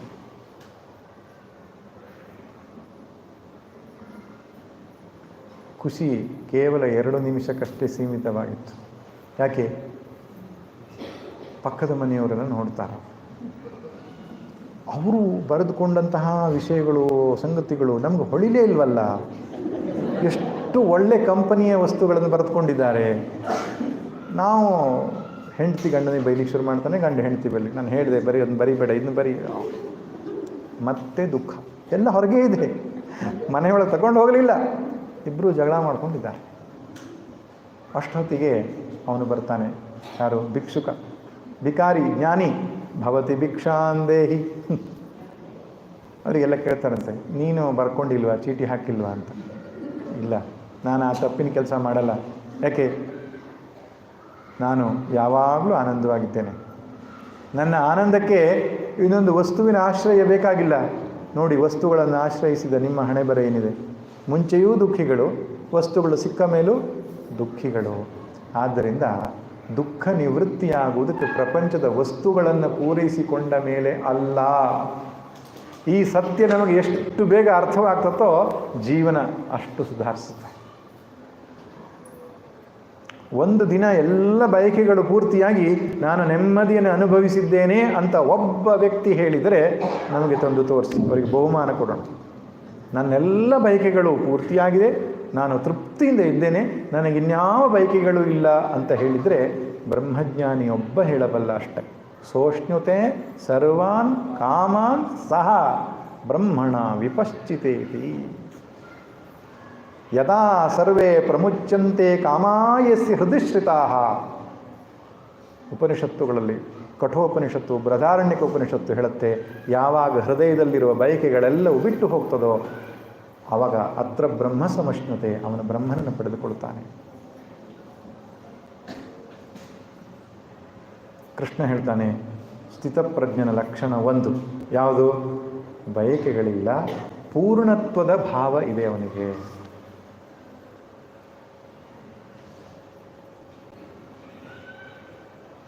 ಅಷ್ಟು ಅದ್ಭುತವಾದ ಚಿಂತನೆ. ಈಗಾಗಲೇ ಪರಿಪೂರ್ಣನಾಗಿರುವ ವ್ಯಕ್ತಿ ಅಜ್ಞಾನವಶಾತ್ ಅಪರಿಪೂರ್ಣ ಅಂತ ಭಾವಿಸಿಕೊಂಡಿದ್ದಾನೆ. ವೇದ ಹೇಳುತ್ತೆ ಪೂರ್ಣಮದಃ ಪೂರ್ಣಮಿದಂ, ಅದು ಪೂರ್ಣ, ಇದು ಪೂರ್ಣ. ಆದರೆ ನಮಗೆ ಗೊತ್ತಿಲ್ಲ, ಅಪೂರ್ಣ ಅಂತ ಭಾವಿಸಿಕೊಂಡು ಪ್ರಪಂಚದಲ್ಲಿ ಅದನ್ನು ಹುಡುಕ್ತಾ ಇದ್ದೆ. ಪೂರ್ಣತ್ವವನ್ನು ಕಂಪ್ಲೀಟ್ ಮಾಡ್ಕೊಳ್ಳೋದು ಎಲ್ಲಿಂದ? ಪ್ರಪಂಚದಿಂದ, which is highly impossible. Krishna ಹೇಳ್ತಾನೆ ಮುಂದೆ, ದುಃಖೇಶನುದ್ವಿಗ್ನಮನಃ ಸುಖೇಶು ವಿಗತ ಸ್ಪೃಹ ವೀತರಾಗ ಭಯ ಕ್ರೋಧ ಸ್ಥಿತಧೀರ್ಮುನಿರುಚ್ಯತೆ. ಸ್ಥಿತಧೀಹಿ, ಸ್ಥಿತಪ್ರಜ್ಞ ಅಂದ, ಇಲ್ಲಿ ಸ್ಥಿತಧೀಹಿ ಅಂತ, ಎರಡು ಅರ್ಥ ಬಂದಿದೆ. ದುಃಖೇಶು ಅನುದ್ವಿಗ್ನಮನಃ ಸುಖೇಶು ವಿಗತ ಸ್ಪೃಹ. ಜ್ಞಾನಿ ಆಗಿದ್ದೇವೋ ಇಲ್ಲೋದಕ್ಕೆ ಸೆಕೆಂಡ್ ಟೆಸ್ಟ್, ಲಿಟ್ಮಸ್ ಟೆಸ್ಟ್. ಏನು? ಸುಖ ಬಂದಾಗ ಹಿಗ್ಗುವುದಿಲ್ಲ, ದುಃಖ ಬಂದಾಗ ಕುಗ್ಗುವುದಿಲ್ಲ. ಸುಖ ದುಃಖ ಅಂದರೆ ಇಲ್ಲಿ ಪರಿಸ್ಥಿತಿ, ಅನುಕೂಲಕರ ಪರಿಸ್ಥಿತಿ, ಪ್ರತಿಕೂಲಕರ ಪರಿಸ್ಥಿತಿ, ಅದೆರಡೂ ಜೀವನದಲ್ಲಿ ಬರ್ತಾನೇ ಇರ್ತದೆ. ದ್ವಂದ್ವ ಅಂತ ಹೇಳ್ತಾರೆ ಅದು ಅಲ್ವಾ? ಅದಕ್ಕೆ ಯುಗಾದಿ ಅಂತ ಕರೀತಾರೆ. ಯುಗಾದಿ ಅಂದರೆ ಯುಗ ಆರಂಭ ಆದ ದಿನ ಅಂತ ನಾವು ಹೇಳೋದು. ಯುಗ ಅನ್ನೋ ಸಂಸ್ಕೃತ ಶಬ್ದಕ್ಕೆ ಅರ್ಥ ಎರಡು ಜೊತೆ ಅಂತ ಅರ್ಥ. ಯುಗ ಅಂದರೆ ಜೊತೆ, ನೊಗ, ಜುಗ, ಯುಗ. ಈ ಸೃಷ್ಟಿ ಆರಂಭವಾದಂದಿನಿಂದ ಇದೆರಡು ಜೊತೆ ಜೊತೆಯಾಗಿ ಇರ್ತದೆ. ಯಾವುದು? ಸುಖ ದುಃಖ, ಹಗಲು ರಾತ್ರಿ, ಮೇಲೆ ಕೆಳಗೆ, ಏಳು ಬೀಳು, ದ್ವಂದ್ವಗಳು. ಆಸುರಿ ಭಾವ, ದೈವ. ನೆಗೆಟಿವ್ ಪವರ್ಸ್ ಇರುತ್ತಾ ಪ್ರಕೃತಿಯಲ್ಲಿ? ಕೆಲವರು ಕೇಳ್ತಾರೆ. ಪಾಸಿಟಿವ್ ಪವರ್ಸ್ ಇದೆ, ನೆಗೆಟಿವ್ ಪವರ್ಸ್ ಇದ್ದೇ ಇರುತ್ತೆ. ಸೊ ಇದು ಎರಡು ಇರಲೇಬೇಕು ಪ್ರಕೃತಿಯಲ್ಲಿ. ದ್ವಂದ್ವಾತ್ಮಕವಾದದ್ದು ಸೃಷ್ಟಿ. ಇದು ಪ್ರತಿನಿತ್ಯವೂ ನಮ್ಮ ಜೀವನದಲ್ಲಿ ಅಪ್ಪಳಿಸ್ತಾನೇ ಇರ್ತದೆ. ಕಾಲನದಿಯಲ್ಲಿ ನಮ್ಮ ಬಾಳನೋ ದೋಣಿಯು ಮೆರೆದು ತೇಲುತ್ತ ಭಯವ ಕಾಣದೆ ಸಾಗುತ್ತಿರಲು, ಗಾಳಿಯಾವಗಮೋ ಬಂದೆತ್ತಣಿನೋ ಬೀಸುತ್ತ ಮೇಲ ಕೀಳಾಗಿ ಪುದು ಮಂಕುತಿಮ್ಮ. ಗೊತ್ತಿಲ್ಲ, ಎಲ್ಲ ಚೆನ್ನಾಗಿ ನಡೀತಾ ಇದೆ, ಇದ್ದಕ್ಕಿದ್ದಾಗ ಎಲ್ಲಿಂದ ಸಮಸ್ಯೆ ಬಂದ್ಬಿಡ್ತು. ನಾವೇನು ತಪ್ಪು ಮಾಡಲ್ಲ, ನಮ್ಮ ಮೇಲೆ ಒಂದು ಆಪಾದನೆ ಬಂದ್ಬಿಡ್ತದೆ. ನಾವೇನು ಒಳ್ಳೆ ಕೆಲಸ ಮಾಡಬೇಕಂತ ಹೊರಟಿದ್ದೇವೆ, ಅದೇ ನಮಗೆ ವಿಪರೀತವಾಗಿ ಪರಿಣಿಸ್ತದೆ. ನಾನನ್ನು ಒಳ್ಳೆ ಫ್ರೆಂಡ್ ಅಂತ ಭಾವಿಸಿಕೊಂಡಿದ್ದೇನೆ, ಅವನೇ ನನ್ನ ಶತ್ರುವಾಗಿ ನಿಂತ್ಕೊಂಡ್ಬಿಡ್ತಾನೆ. ಇದು ಬರ್ತದೆ. ಜ್ಞಾನಿ ಆದರೆ ಬರಲ್ಲ ಅಂತ ತಿಳ್ಕೊಬಿಡಿ. ಕೆಲವರು ತಪ್ಪು ತಿಳ್ಕೊಂಡಿದ್ದಾರೆ, ನಾವು ಜ್ಞಾನಿ ಆದರೆ ಕಷ್ಟ ಬರಲ್ಲ ನಮಗೆ ಅಂತ. ಜ್ಞಾನಿಯ ಜೀವನದಲ್ಲೂ ಚರಿತ್ರೆ ತೆಗೆದು ನೋಡಿ, ಶ್ರೀಧರ ಸ್ವಾಮಿಗಳ ಚರಿತ್ರೆ ತೆಗೆದು ನೋಡಿ, ಗೋಂದಾವಲಿ ಬ್ರಹ್ಮಚೈತನ್ಯ ಮಹಾರಾಜರು, ಯಾವ ಸಂತ ರಮಣರ ಚರಿತ್ರೆ ತೆಗೆದು ನೋಡಿ ನೀವು, ನಮಗಿಂತ ಜಾಸ್ತಿ ಕಷ್ಟ ಇತ್ತು ಅವ್ರಿಗೆ. ಜ್ಞಾನಿ ಆದರೆ ಕಷ್ಟ ಬರಲ್ಲ ಅಂತಲ್ಲ, ಕಷ್ಟ ಬರ್ತದೆ. ಆದರೆ ಅವರು ಹೇಗೆ ಅದನ್ನು ನೋಡ್ತಾರೆ ಅನ್ನೋದು ಮುಖ್ಯ. ಯಾರೋ ಹೊಗಳಿದ್ರು ಹಿಗ್ಗುವುದಿಲ್ಲ, ಯಾರೋ ತೆಗಳಿದ್ರು ಕುಗ್ಗುವುದಿಲ್ಲ, ಮನಸ್ಸಿನ ಸಮಾಧಾನವನ್ನು ಕೆಡಿಸಿಕೊಳ್ಳುವುದಿಲ್ಲ.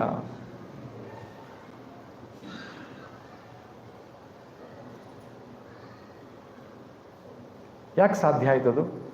ಅಹಂಕಾರ ಮಿಥ್ಯೆ ಆಗಿದೆ ಅವರಿಗೆ. ನಾನು ಎನ್ನುವ ಅಹಂಕಾರ ಸುಳ್ಳಾದವನಿಗೆ ಹೊಗಳಿಕೆ ಏನು, ತೆಗಳಿಕೆ ಏನು?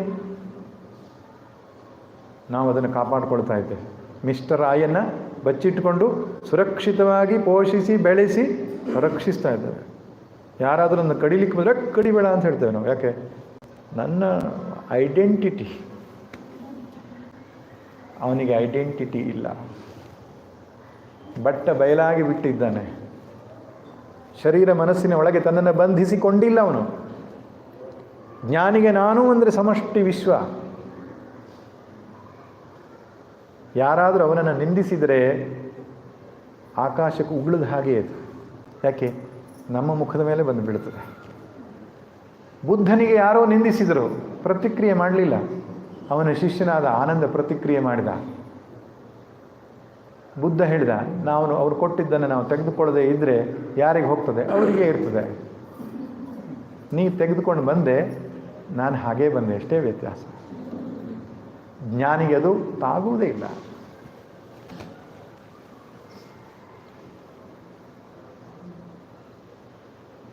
ಇಲ್ಲೆಲ್ಲ ನಮ್ಮನ್ನು ತಿದ್ದಿಕೊಳ್ಳಬೇಕು, ತೀಡಿಕೊಳ್ಳಬೇಕು. ಮುಕ್ತಿ ಎಂಬುದು ಮನದ ಸಂಸ್ಥಿತಿಯೇ ಬೇರಲ್ಲ. ರಕ್ತಿ ವಿಪರೀತ ವದಕಾಗದಿರೆ ಮುಕ್ತಿ. ಆಮೇಲೆ ಮುಕ್ತಿ ಎಂಬುದು ಮನದ ಸಂಸ್ಥಿತಿಯೇ ಬೇರಲ್ಲ, ರಕ್ತಿ ವಿಪರೀತ ವದಕಾಗದಿರೆ ಮುಕ್ತಿ. ಯುಕ್ತಿಯಂ ಕರ್ಣಚೇಷ್ಟಿತವ ತಿದ್ದುತೆ ಶಮಿಪ, ಶಕ್ತಿವಂತನೇ ಮುಕ್ತ.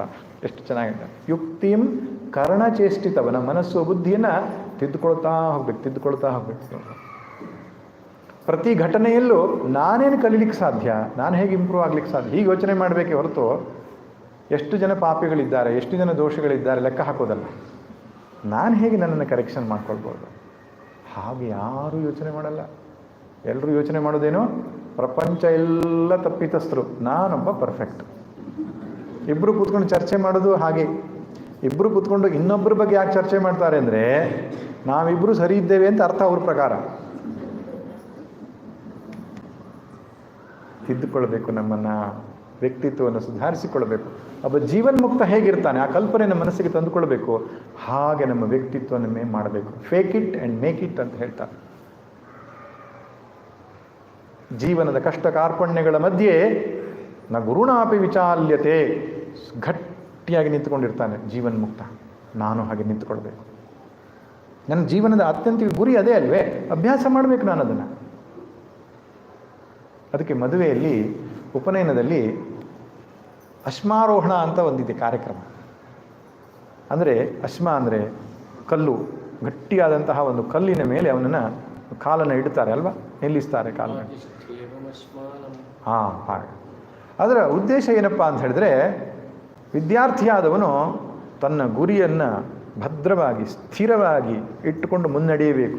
ಆ ಸ್ಥೈರ್ಯದ ಲಕ್ಷಣ, ಅದು ಗಟ್ಟಿತನದ ಲಕ್ಷಣ. ವಿವಾಹ ಜೀವನದಲ್ಲಿ ಅಷ್ಟೇ.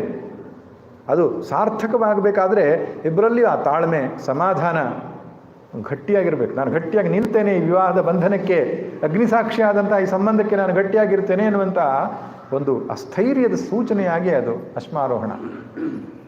ನಮ್ಮ ಹಿರಿಯರು ಆ ಎಲ್ಲ ಗುಣಗಳನ್ನು ನಮ್ಮ ಬದುಕಿನಲ್ಲಿ ಅಳವಡಿಸುವ ಹಾಗೆ ಇಂಡೈರೆಕ್ಟ್ಲಿ ಅದನ್ನು ಮಾಡಿದ್ದಾರೆ.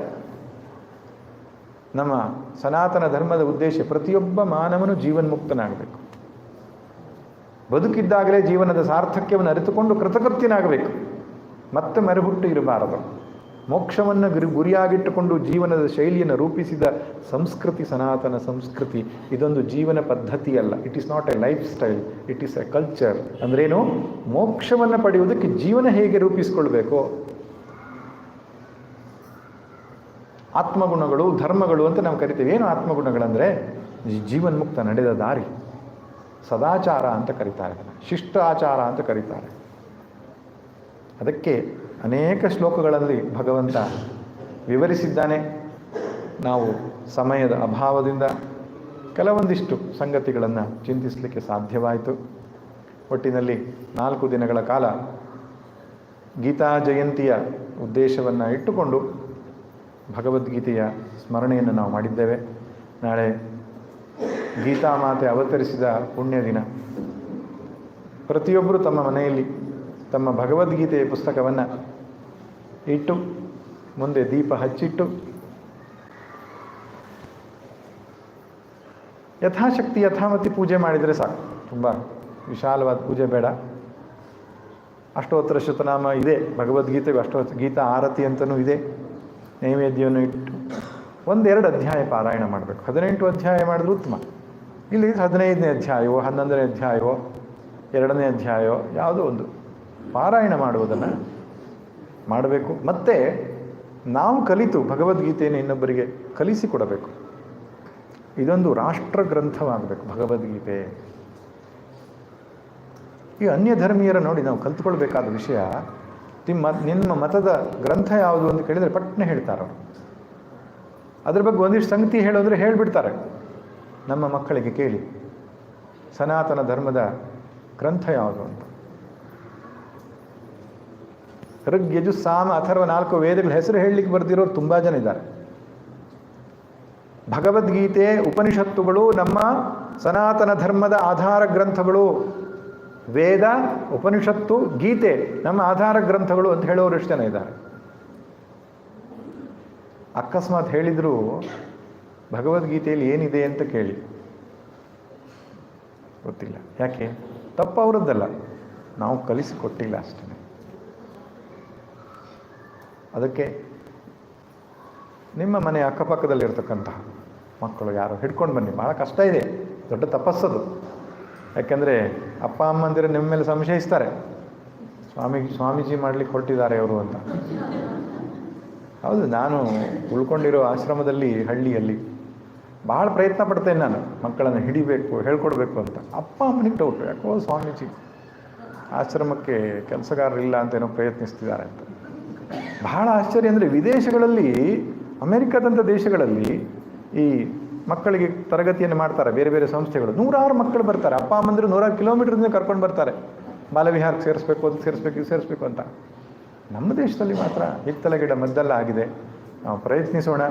ಈ ಸಂಸ್ಕೃತಿ ಉಳಿಯಬೇಕು, ಬೆಳೆಯಬೇಕು, ಮುಂದಿನ ಜನಾಂಗಕ್ಕೆ ಅದು ವಿಸ್ತಾರವಾಗಬೇಕು ಎನ್ನುವುದನ್ನು ಹೇಳ್ತಾ ತಮ್ಮೆಲ್ಲರಿಗೂ ಆ ಶ್ರೀಕೃಷ್ಣ ಪಾರ್ಥಸಾರಥಿಯಾದ ಗೀತಾಚಾರ್ಯನಾದ ಶ್ರೀಕೃಷ್ಣನು, ಭಗವತ್ಪಾದ ಶಂಕರಾಚಾರ್ಯರು, ಆ ಎಲ್ಲ ಗುರು ಪರಂಪರೆ ಅನುಗ್ರಹ ನಮ್ಮೆಲ್ಲರ ಮೇಲೆ ಇದ್ದು ನಮ್ಮ ಚಿತ್ತಶುದ್ಧಿಯನ್ನು ಮಾಡಿ ಆ ಮೋಕ್ಷದ ದಾರಿಯಲ್ಲಿ ನಮ್ಮನ್ನು ಕೈ ಹಿಡಿದು ನಡೆಸಲಿ ಅಂತ ಪ್ರಾರ್ಥನೆ ಮಾಡ್ತಾ ಈ ವಾಕ್ಪುಷ್ಪವನ್ನು ಭಗವಂತನ ಪದತಲಗಳಿಗೆ ಸಮರ್ಪಿಸ್ತೇನೆ. ಸರ್ವೇ ಭವಂತು ಸುಖಿನಃ, ಸರ್ವೇ ಸಂತು ನಿರಾಮಯಾಃ, ಸರ್ವೇ ಭದ್ರಾಣಿ ಪಶ್ಯಂತು, ಮಾ ಕಶ್ಚಿತ್ ದುಃಖಭಾಗ್ ಭವೇತ್.